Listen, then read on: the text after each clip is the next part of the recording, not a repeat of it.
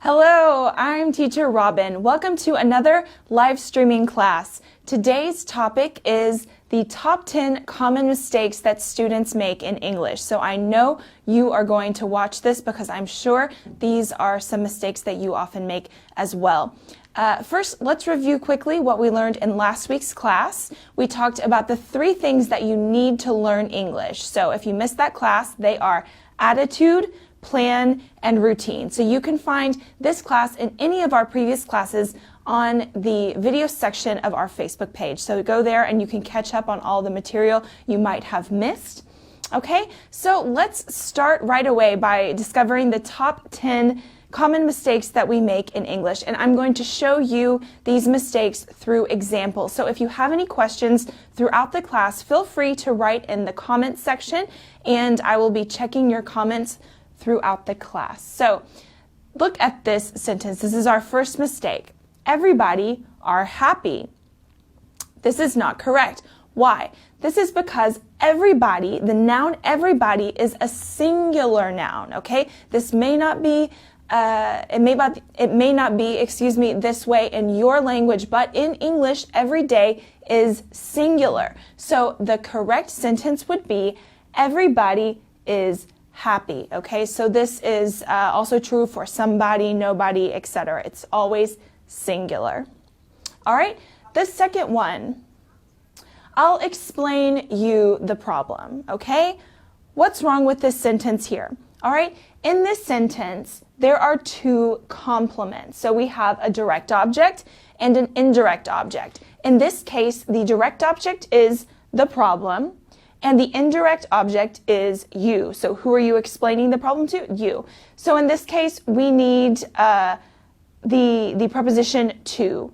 Okay, I'll explain the problem to you. So we have to know a direction or who is receiving this action. So instead of saying, I'll explain you the problem, I'll explain direct object, what? The problem, to who?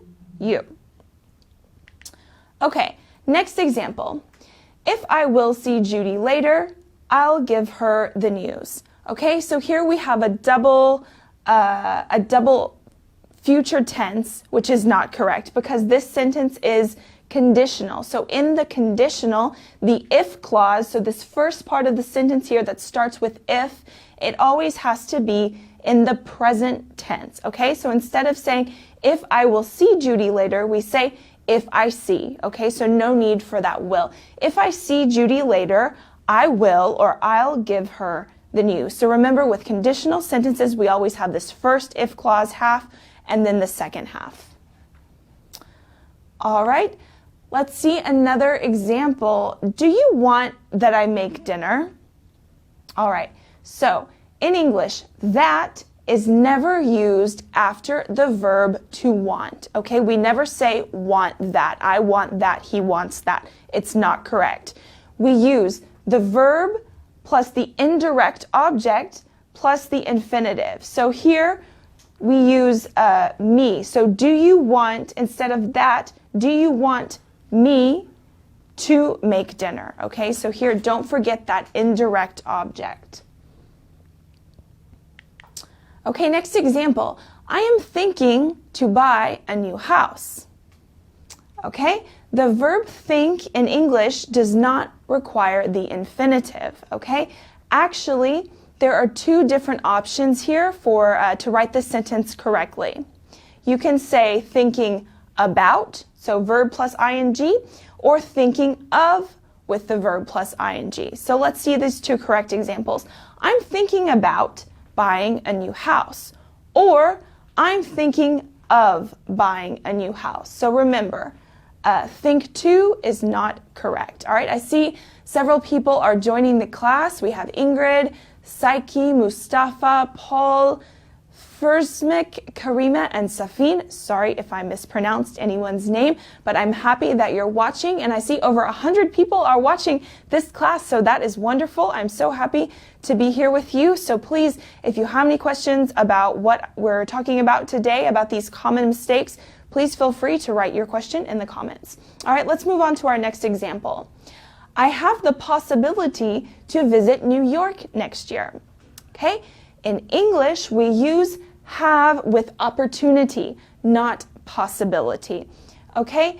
To indicate a possibility. So have plus opportunity.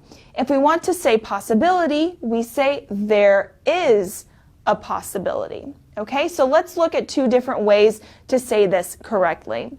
I have the opportunity to visit New York City, or there is a possibility that I may visit New York City. All right, she asked me, where do I live? Okay, this is an example of reported speech, but it's important to remember that in reported speech, we do not need the auxiliary verb do. So this do goes away, and we simply say, she asked me where I live. All right, okay, another example. I see first mix says if plus present simple and then future simple. Yes, that's correct in the conditional. So you got it, you understood. Well done. All right, let's look at this example. I visited a castle with my 5-year-old niece. All right, what's wrong here?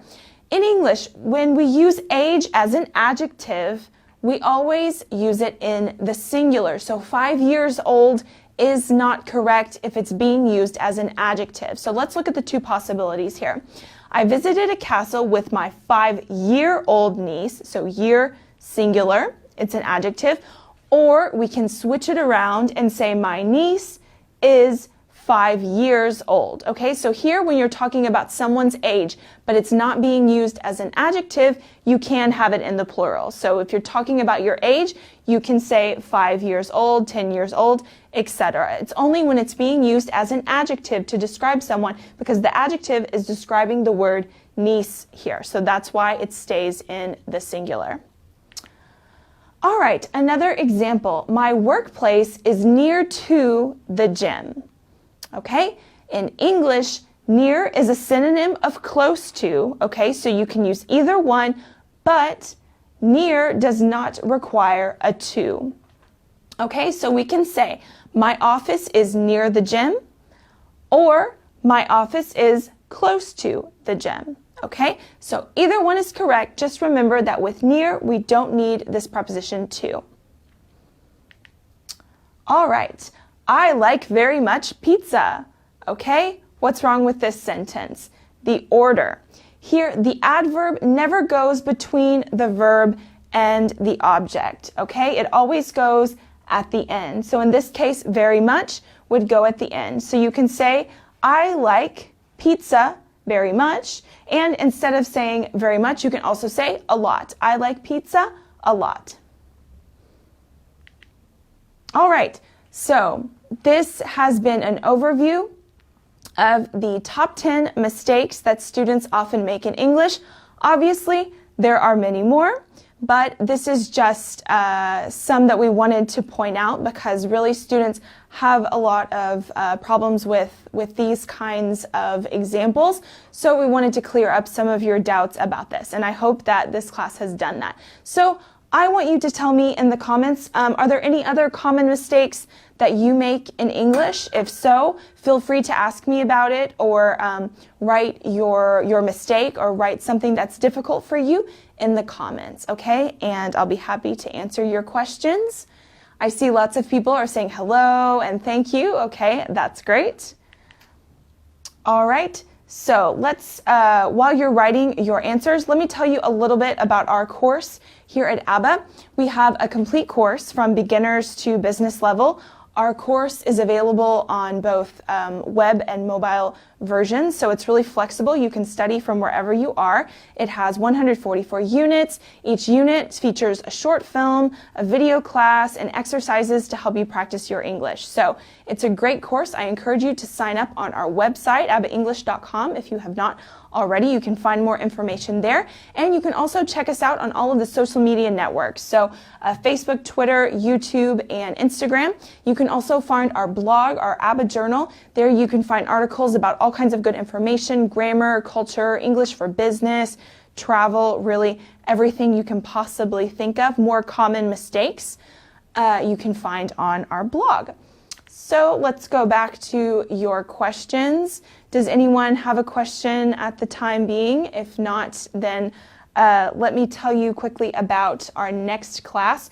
We're going to be talking about defining and non-defining clauses. So another kind of grammar-related topics, a little bit more advanced, but feel free to watch and hopefully learn something as well. So I want to thank everyone who has joined us today for this class. I hope this has cleared up some of your doubts. And again, if you have any other questions about common mistakes in English, please write in the comments and I'll be happy to get back to you later on today. Okay, so I see, quite a few people are watching. That is so exciting. So we're happy to have you with us.